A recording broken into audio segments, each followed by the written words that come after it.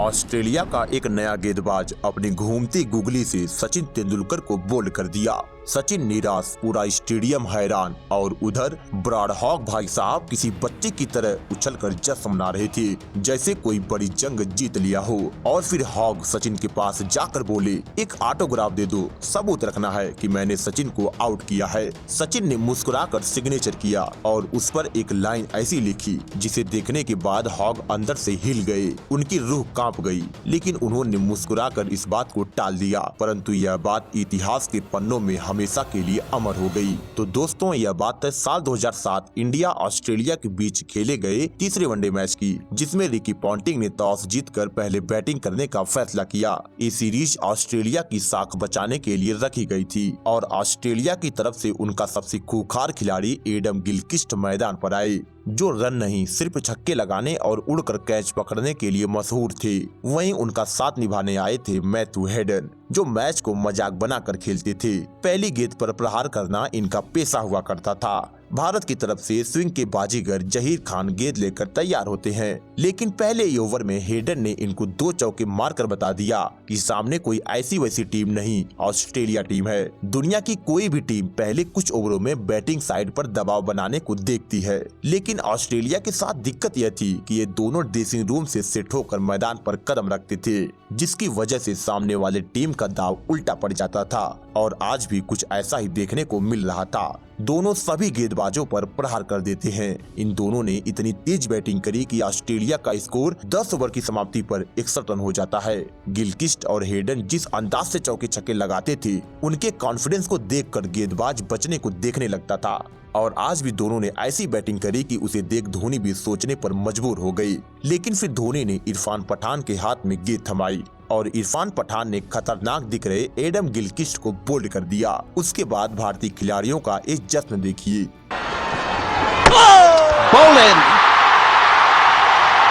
Irfan Pathan strikes, slow delivery, doing the job. Stadium में शोर much गया। हर प्लेयर ऐसी खुशी मनाता मानो बहुत ही बड़ा पहाड़ को ढा दिया हो, क्योंकि ऑस्ट्रेलिया की ओपनिंग पार्टनर जोड़ी बहुत ही इम्पोर्टेंट होती थी और ज्यादातर ओपनिंग पार्टनरशिप ही सामने वाले टीम को पीछे ढकेल देती थी। एडम गिलक्रिस्ट 29 रन बनाकर पवेलियन चल दिए, लेकिन अब ऑस्ट्रेलिया की सोच देखिए। इसी ओवर में बड़ा विकेट गिरा है और नए बल्लेबाज के आते ही उन्होंने चौका मार दिया। यानी गेंदबाज आखिर करे क्या? अभी तो विकेट लेने की खुशी मनाता, तभी अगली गेंद पर शोक मनाता। 14 ओवरों में ऑस्ट्रेलिया ने 80 रन बना लिया था, लेकिन मैथ्यू हेडन को तो और भी तेजी से रन बनाने थे और वो लगातार शॉट्स लगाने लगे। अभी अभी आए रिकी पॉन्टिंग भी चौका लगा रहे थे। श्रीशांत भी परेशान होने लगे। अब ऑस्ट्रेलिया का स्कोर तेजी से 100 के करीब पहुंचने लगा।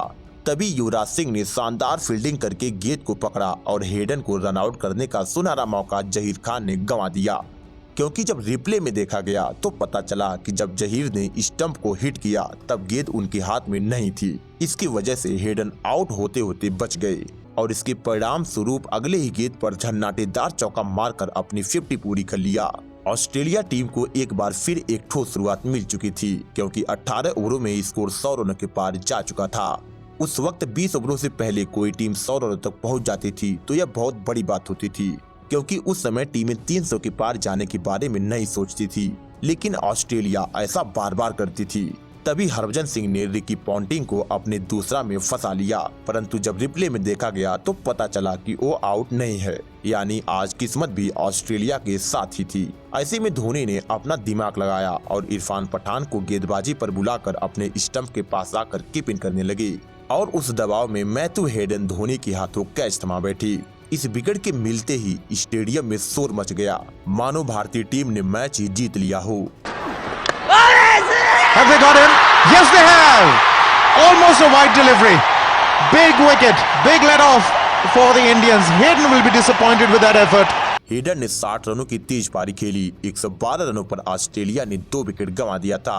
यहाँ से माइकल क्लार्क और रिकी पॉन्टिंग ने पारी को आगे बढ़ाया, लेकिन भारतीय खिलाड़ियों ने उनके रन बनाने पर रोक लगा दिया, जिसकी वजह से दबाव में रिकी पॉन्टिंग युवराज को बड़ा शॉट लगाने गए और बाउंड्री पर श्रीशांत के हाथों कैच थमा बैठे।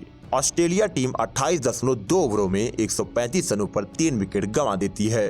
पॉन्टिंग के जाने के बाद एंड्रू साइमंड मैदान पर आए। यहाँ भारतीय गेंदबाजों के पास सुनहरा मौका था ऑस्ट्रेलिया को बैकफुट पर ढकेलने का। इसीलिए धोनी ने सचिन तेंदुलकर को गेंदबाजी के लिए बुला लिया, क्योंकि सचिन को उस वक्त पढ़ना सबकी बस की बात नहीं होती थी और सचिन ने दोनों बल्लेबाजों को पूरी तरह से बांध कर रखा। सचिन अपनी बल्लेबाजी के साथ साथ अपनी गेंदबाजी के लिए भी जाने जाते थे।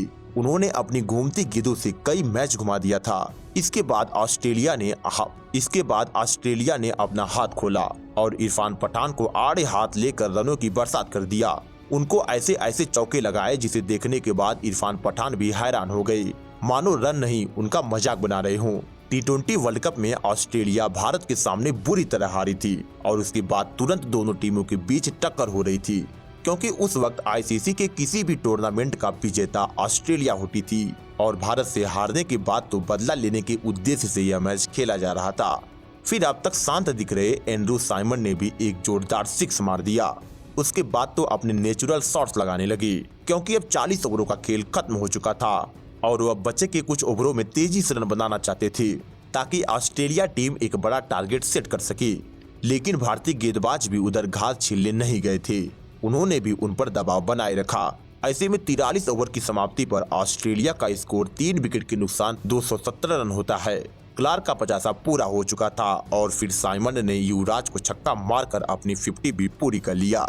यहाँ ऑस्ट्रेलिया मैच में एक मजबूत स्थिति में थी, क्योंकि माइकल क्लार्क और साइमन दोनों पूरी तरह से सेट हो चुके थे और उनके पास अभी भी 7 विकेट बाकी था। इसीलिए अब साइमन और भी खतरनाक दिखने लगी। फिर युवराज को एक और छक्का ठोक दिया। ऑस्ट्रेलिया को उस समय हराना बेहद ही मुश्किल था। इन दोनों के बीच शतकीय पार्टनरशिप भी पूरी हो गई। फिर युवराज को आखिरी गेंद पर भी चौका मारकर इस ओवर से 21 रन निकाल लिया। अब बचे के 6 ओवरों में क्या होने वाला था उसके बारे में सोचकर डर लग रहा था। साइमन अपने रौद्र रूप को दिखा रहे थे। उनका स्कोर 250 के पार जा चुका था और फिर साइमन ने गेंद को हवा में उड़ा दिया। सचिन भी सोचने पर मजबूर हो गए कि आखिर इन दोनों को कैसे रोका जाए, क्योंकि समस्या यह थी कि ऑस्ट्रेलिया जितना बड़ा टारगेट सेट करती, उसको चेस करने में सचिन तेंदुलकर का सबसे बड़ा हाथ होता। साथ में ऑस्ट्रेलिया के गेंदबाज इतने खतरनाक थे जिनके सामने एक एक रन बनाने को टीमें तरस जाया करती थी। अब एंड्रू साइमन 55 गेंदों में 72 रनों पर पहुंच चुके थे। तभी जहीर खान ने क्लार्क को इरफान पठान के हाथों कैच करवा दिया। क्लार्क ने 59 रनों की पारी खेली। इनके जाने के बाद ऑस्ट्रेलिया का नया खिलाड़ी मैदान पर आया, लेकिन जहीर ने उनको भी बोल्ड करके पवेलियन का रास्ता दिखा दिया। इस विकेट के साथ ही भारतीय टीम ने गेम में वापसी करी। ऑस्ट्रेलिया को जितना कम स्कोर पर रोकते उतना अच्छा रहता, क्योंकि ऑस्ट्रेलिया टीम ऑलराउंडरों की फौज हुआ करती थी और अब तक तो एक सम्मानजनक स्कोर तक पहुंच चुकी थी। परंतु साइमन भारत के लिए समस्या बनते जा रहे थे, क्योंकि साइमन के बड़े बड़े शॉट से ऑस्ट्रेलिया 300 रनों के करीब पहुंचने लगी। भारतीय टीम के लिए समस्या का विषय बन चुके थे। भारतीय टीम की मुश्किलें बढ़ने लगी। भारतीय गेंदबाजों ने सबको फंसा लिया था, लेकिन साइमन को आउट नहीं कर पाए, जिसकी वजह से ऑस्ट्रेलिया टीम 300 रनों के करीब पहुंची गई। फिर श्रीशांत ने एक आसान सा कैच ड्रॉप कर दिया, लेकिन जब तक एंड्रू साइमन आउट हुए तब तक ऑस्ट्रेलिया 50 ओवरों की समाप्ति पर 7 विकेट खोकर 290 रनों का विशाल टारगेट सेट कर चुकी थी। साइमन ने सबसे ज्यादा 89 रनों की बेहतरीन पारी खेली। इंडियन टीम के सामने यह टारगेट तो बहुत ही बड़ा था। साथ में ऑस्ट्रेलिया के पास गेंदबाजों के रूप में ब्रेटली की रफ्तार थी, जो बल्लेबाजों को मौत के घाट उतार देती थी, और मिचेल जॉनसन की लहराती गेंद जो हवा में विकेट ले जाती थी। इसी कारण भारतीय खिलाड़ियों के चेहरे पर चिंता साफ साफ दिखाई दे रही थी। वहीं कंगारुओं का अभिमान था कि आज तो भारतीय टीम को बहुत ही बुरी तरह धूल चटाएंगे। और यदि आप चाहते हो कि भारतीय टीम यदि यह वीडियो अभी तक पसंद आई हो तो वीडियो को लाइक जरूर कीजिएगा। और हम कहानी को आगे बढ़ाते हैं। भारतीय टीम की तरफ से गौतम गंभीर और मास्टर ब्लास्टर सचिन तेंदुलकर मैदान पर आए इस 291 रनों के पहाड़ को चेस करने के लिए। आज सचिन तेंदुलकर का चलना बेहद ही जरूरी था और ऑस्ट्रेलिया की तरफ से रिकी पॉन्टिंग पहली गेंद डालने के तैयार होते हैं। दबाव इतना ज्यादा था कि भारतीय टीम ने शुरुआती 10 गेंदों में कोई रन नहीं बना सकी। फिर सचिन ने जॉनसन को बेहतरीन चौका मारकर अपना और अपने टीम का खाता खोला। उसके बाद गौतम गंभीर ने जैसे तैसे डरते हुए ब्रेटली को शॉट लगाकर तीसरे ओवर में अपना पहला रन बनाया। यहाँ भारतीय टीम विकेट नहीं खोना चाहती थी, क्योंकि रन भले कम बने पर विकेट गिरता तो यह रन चेस इम्पॉसिबल हो जाता। लेकिन उनके सामने विकेट बचाना ही तो मुश्किल था और ऐसा देखने को भी मिला। गौतम गंभीर अपना विकेट बचाते रह गए, परंतु ब्रेटले ने उनके पैड को मारकर एलबीडब्ल्यू आउट कर दिया। साथ में भारत को 10 के स्कोर पर पहला झटका भी दे दिया। गौतम गंभीर बेचारे निराश हताश होकर पवेलियन चल दिए।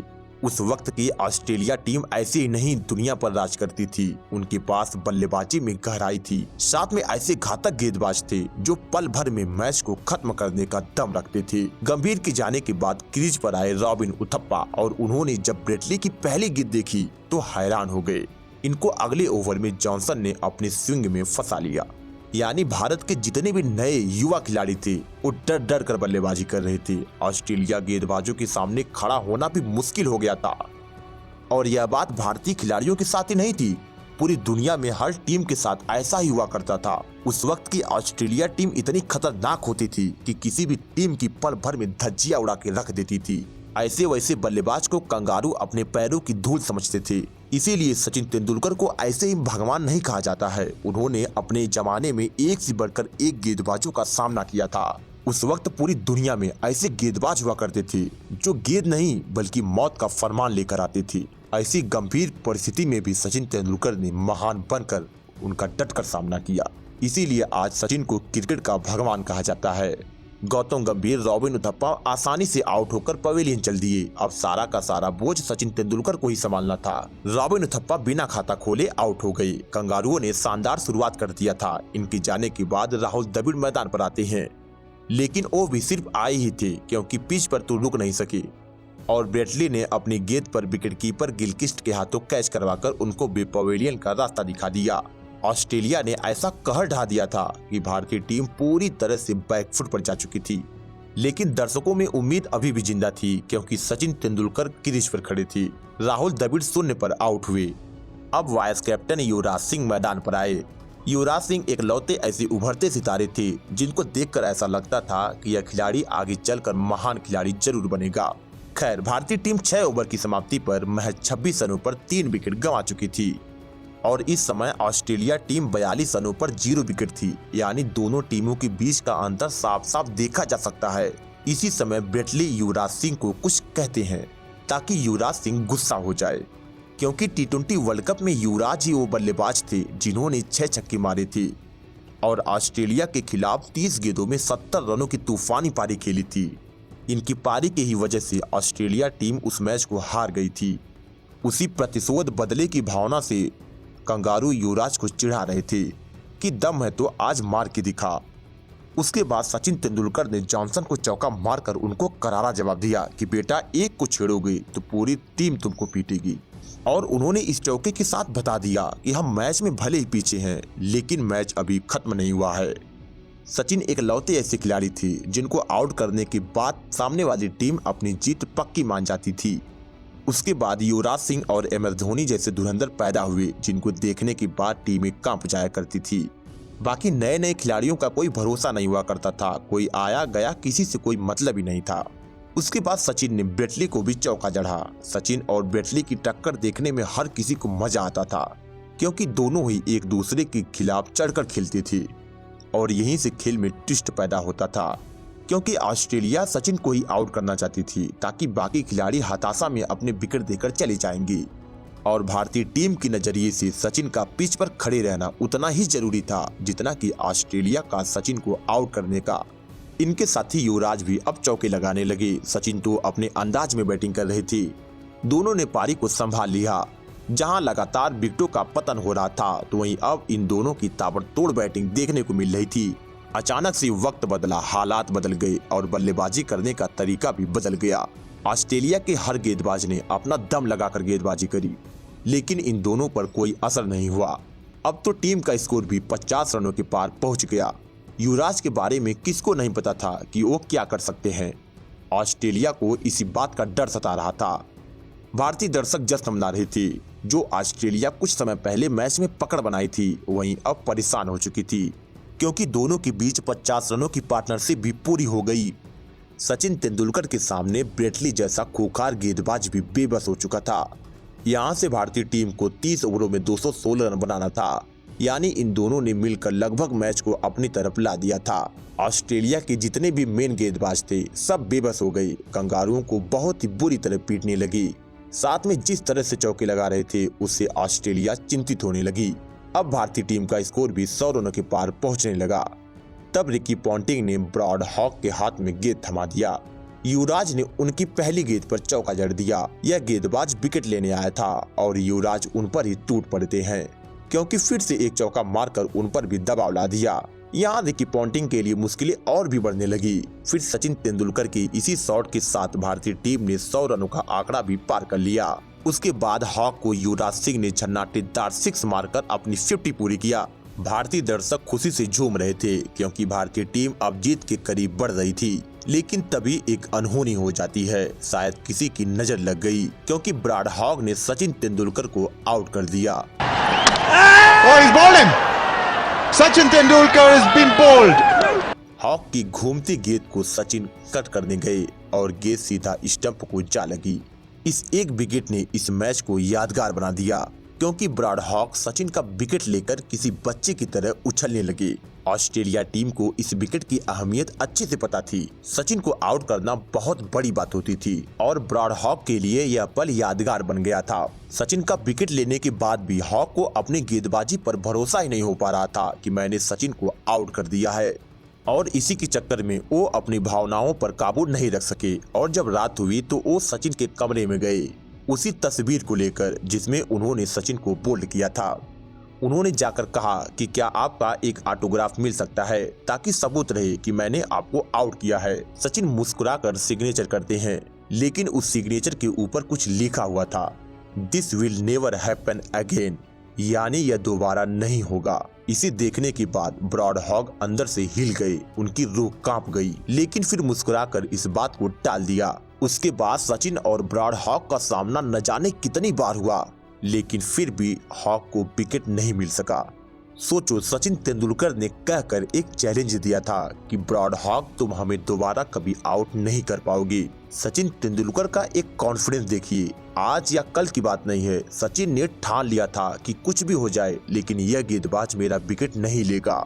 इतना बड़ा स्टेटमेंट देने के बाद सचिन पर दबाव आना चाहिए था कि अब कुछ भी हो जाए पर हॉक को विकेट नहीं देना है। कोई भी बल्लेबाज होता तो संभल कर खेलता, लेकिन सचिन ने हॉक को पीट कर चढ़ कर खेला। इस सोच के इतने कॉन्फिडेंस से भरे थे सचिन तेंदुलकर। खैर, आगे की कहानी हम आगे बताएंगे, पहले इस मैच को देखते हैं। सचिन के जाने के बाद कप्तान MS धोनी मैदान पर आए। यहाँ 25 ओवरों में 183 रन बनाना था, जो ज्यादा मुश्किल नहीं था, क्योंकि युवराज भी तेजी से बैटिंग करने लगे। आखिरी के कुछ ओवरों में मोमेंटम भारत की तरफ आ चुका था। इसका फायदा उठाकर धोनी ने भी अपने पहले गेंद से ही हाथ खोल दिया और ब्रॉड हॉक को पीटने लगे। ऐसे मैच धीरे धीरे रोमांचक मोड़ पर जाने लगा। ये दोनों ही सचिन के जाने के बाद भी लगातार रन बनाते रहे और वापस से कंगारुओं पर ही दबाव बनाए रखा। ऐसे में ऑस्ट्रेलिया मैच से बाहर जाने लगी, इसीलिए वो मैच में वापस आने के लिए अपने काले करतूत की सहारा लेने लगती है और युवराज के खिलाफ फालतू की अपील करने लगी। ऑस्ट्रेलिया की यह पुरानी आदत है। ऑस्ट्रेलिया कोई शक नहीं कि बहुत ही अच्छी टीम है, लेकिन फालतू की अपील करती है, फालतू की स्लेजिंग करती है, पूरी दुनिया जानती है। लेकिन दिक्कत की बात यह थी कि युवराज सिंह सामने थे और उन्होंने जॉनसन को चौका मारकर उनको करारा जवाब दिया कि बेटा, यदि तुम कंगारू हो तो हम भी शेर हैं, जिससे अब भारत को 20 ओवरों में 149 रन ही बनाना था। इसके बाद MS धोनी ने भी इसी सिंगल के साथ स्कोर को 150 रनों तक पहुंचा दिया। यह मैच अब T20 की तरह बन चुका था, पर ऑस्ट्रेलिया ने वापसी करके दबाव बनाया और अब 17 ओवरों में 137 रनों की जरूरत होती है। युवराज सिंह शॉट्स तो लगा रहे थे, लेकिन कंगारू भी अपना दम झोंककर फील्डिंग कर रहे थे। ऐसे में अब रिक्वायर्ड रन रेट भी बढ़ने लगा। तभी युवराज ने सामने की तरफ झन्नाटेदार शानदार चौका मारकर थोड़ा दबाव को कम करा। अब दोनों के बीच 54 गेंदों में 54 रनों की पार्टनरशिप भी पूरी हो चुकी थी। कंगारुओं के लिए मुश्किलें बढ़ने लगी, क्योंकि अब MS धोनी ने भी अपना हाथ खोल दिया था और अब 90 गेंदों में 124 रनों की जरूरत होती है। ऐसे में भारतीय टीम को अब तेजी से रन बनाना बेहद ही जरूरी था। धोनी रन बटोरने लगे और धोनी इस काम को बखूबी निभा रहे थे। यदि इस तरह कुछ समय खेल ऐसे ही चलता रहता तो ऑस्ट्रेलिया टीम इस मैच से बाहर हो जाती, लेकिन तभी खेल में एक ट्विस्ट आता है। ब्रेट ली के हाथ में गेंद आई और MS धोनी का विकेट भी आ गया। On edge, gone. Dhoni's gone. We're just speaking about it, Ramiz. Brett Lee की एक शानदार हाइट पर आई गेंद को MS धोनी ने कट किया, जो विकेट कीपर के हाथों में चली गई और इस विकेट के साथ पूरे स्टेडियम में मातम पसर गया। रिकी पॉन्टिंग ने इस पार्टनरशिप को तोड़ने के लिए ब्रेट ली को बुलाया था और यह काम उन्होंने कर दिखाया। MS धोनी ने 37 गेंदों में 33 रन बनाया। इनके जाने के बाद रोहित शर्मा मैदान पर आते हैं, जो इनके करियर का महज तीसरा ही मैच था, यानी इनसे ज्यादा उम्मीदें नहीं किया जा सकता था। और हुआ भी कुछ ऐसा ही। रोहित शर्मा पुल शॉट खेलने के लिए गए और अपना विकेट दे बैठे। स्टेडियम का बच्चा बच्चा उदास निराश हो गया। अब सारा का सारा दारोमदार युवराज सिंह के कंधों पर होता है। रोहित महज 1 रन बना सके। इरफान पठान युवराज का साथ निभाने मैदान पर आए। अब ऑस्ट्रेलिया के पास सुनहरा मौका था मैच पर पूरी तरह से पकड़ बनाने का, और उन्होंने ठीक वैसा ही किया, क्योंकि पठान भी हॉक की गेंद पर जल्दी खेल बैठे और आउट हो गई। ऑस्ट्रेलिया टीम का जश्न देखिए, हर खिलाड़ी खुशी से झूम रहा था, क्योंकि अब उनको लग रहा था कि हम इस मैच को आसानी से जीत लेंगे। इनके जाने के बाद हरभजन सिंह आते हैं। ऑस्ट्रेलिया टीम अपना लोहा मनवाने आई थी, क्योंकि वर्ल्ड कप में हार के बाद उनका स्वाभिमान खत्म हो चुका था। इसीलिए यह सीरीज 1, 2, 3, 4 मैचों की नहीं बल्कि 7 मैचों की थी। अब इंडियन टीम को 60 गेंदों में 103 रन बनाने थे। लोग मैदान छोड़ने लगे, लेकिन युवराज ने हार नहीं मानी और अंत तक लड़ते रहे। और आखिरकार युवराज ने शतक लगाकर बता दिया कि ऑस्ट्रेलिया के खिलाफ युवराज हमेशा ही खड़ा रहेगा। पूरे ऑस्ट्रेलिया के मुंह पर एक करारा तमाचा था। अकेले युवराज ने ऑस्ट्रेलिया की बैंड बजा दिया था, पिछली बार भी और इस बार भी। और युवराज ने इस शतक के साथ ही रिकी पॉन्टिंग, ब्रेट ली को जवाब दिया कि बेटा किसी से भी पंगा ले लेना, लेकिन युवराज से नहीं। क्योंकि जब युवराज सिंह मैदान पर आए थे तो टीम इंडिया मुश्किल में थी। वहां से युवराज ने शतक लगाया, यानी यह पारी बहुत ही मुश्किल भरी थी। उसके बाद युवराज सिंह के इस छक्के की वजह से टीम इंडिया 200 रनों के पार भी पहुंच गई। ऑस्ट्रेलिया अभी भी चिंतित थी, पर युवराज को यह रन अकेले ही बनाना था। पर युवराज तो मैच विनर थे, वो आसानी से कैसे ही हार मान जाते और अगली गेंद पर चौका मार दिया, जिससे अब 2 गेंदों पर 10 रन आ गया। अब इंडिया को बची 46 गेंदों में 77 रन बनाने थे और युवराज जिस अंदाज से बैटिंग कर रहे थे, इसीलिए पॉन्टिंग ने जॉनसन के हाथ में गेंद थमाई और फिर उनकी एक यॉर्कर ने युवराज को पवेलियन का रास्ता दिखा दिया। इस विकेट के बाद ही भारत की जीत की सारी उम्मीदें खत्म हो गई। युवराज ने 121 रनों की बेमिसाल पारी खेली और फिर ऑस्ट्रेलिया इस मैच को 47 रनों से जीत लेती है। खास बात यह थी कि भारत को वापसी करने का मौका था, क्योंकि इस सीरीज में अभी भी 7 मैच, क्योंकि यह सीरीज 7 मैचों की थी। लेकिन युवराज ने जो ऐसी पारी खेली थी वह उनको यादगार कर गई। भारतीय टीम भले ही इस मैच को हार गई हो, लेकिन युवराज सिंह की वो होनहार 121 रनों की पारी को कौन ही भूल सकता है। वहीं पर सचिन तेंदुलकर का हॉक को ऐसा चैलेंज देना कि तुम हमें कभी आउट ही नहीं कर पाओगे, ये पल तुम्हारी जिंदगी में कभी नहीं आएगा। ये ऐसे पल थे जिन्होंने इस मैच हारने के बाद भी भारत के लोगों को खुश रखा, क्योंकि यहाँ पर पारी के शुरू में ब्रेट ली ने युवराज को चैलेंज दिया था और युवराज ने उसका जवाब दिया था। फिर सचिन ने हॉक को चैलेंज दिया और अपनी पूरी लाइफ में उसको पूरा किया। और यदि आपकी सचिन और युवराज की एक ऐतिहासिक पारी देखनी है तो इस मैच को जरूर देखिएगा।